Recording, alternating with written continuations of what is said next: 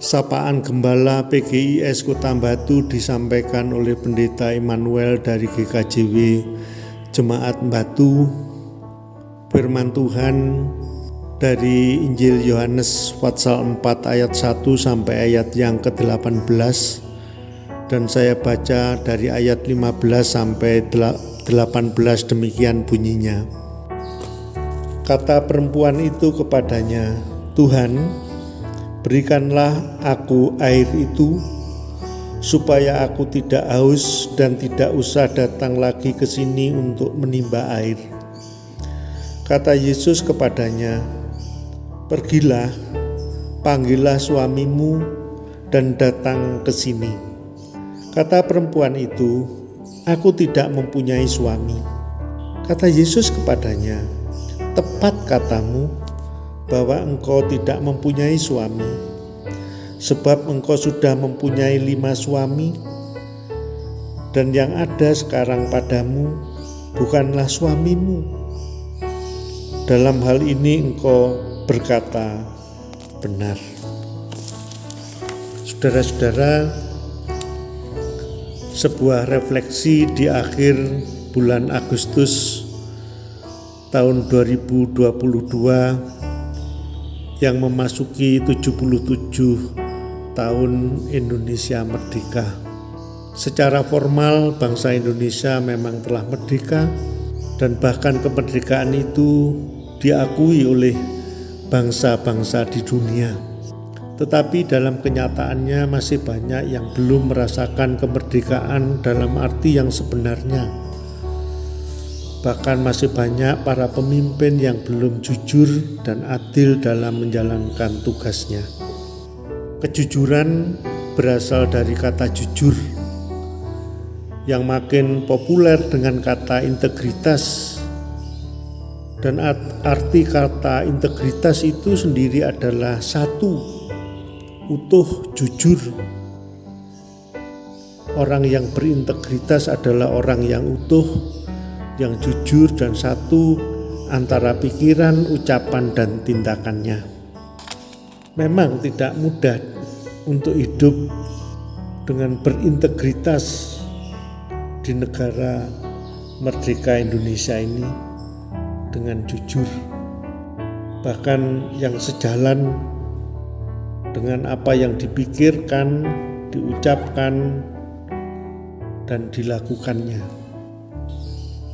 Di dalam bacaan kita tadi, tidak bisa dipungkiri bahwa perempuan Samaria ini perlu berdandan serta merawat tubuhnya. Perempuan itu juga butuh disayang, diperhatikan oleh orang-orang di sekitarnya.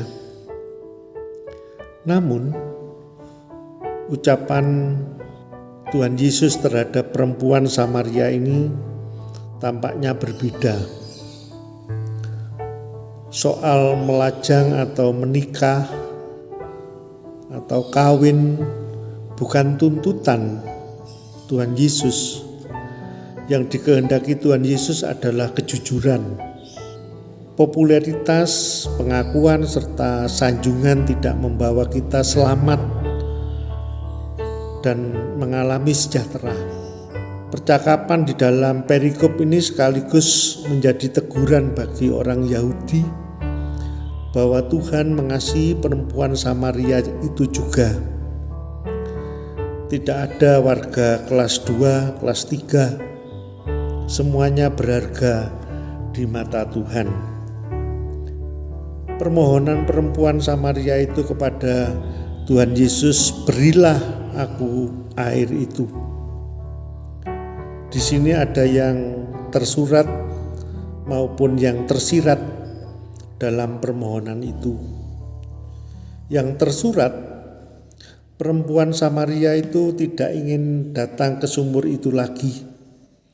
Ia merasa malu jika bertemu dengan para perempuan lainnya. Itu sebabnya ia mengambil air ketika siang hari.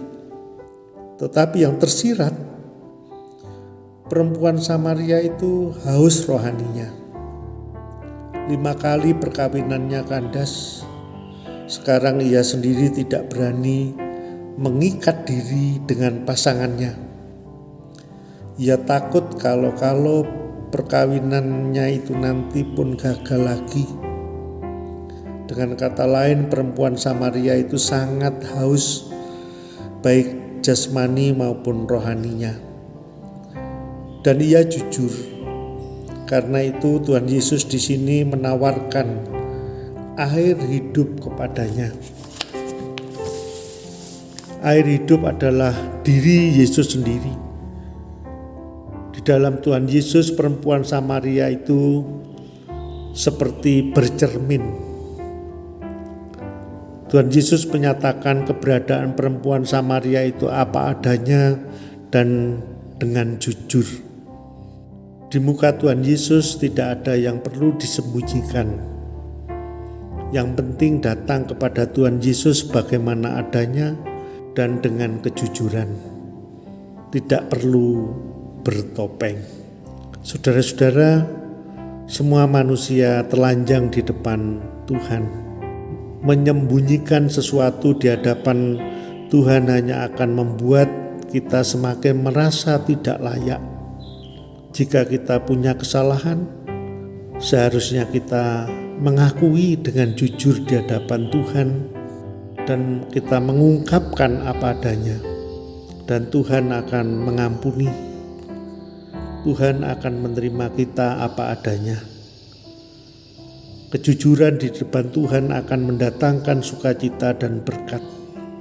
Biarlah kejujuran juga menjadi bagian di dalam kehidupan kita selaku bangsa Indonesia yang mengisi kemerdekaan.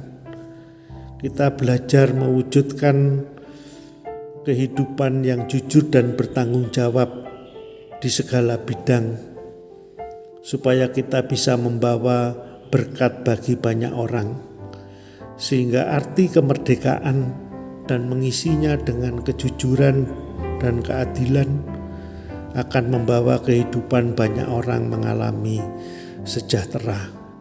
Tuhan memberkati. Amin.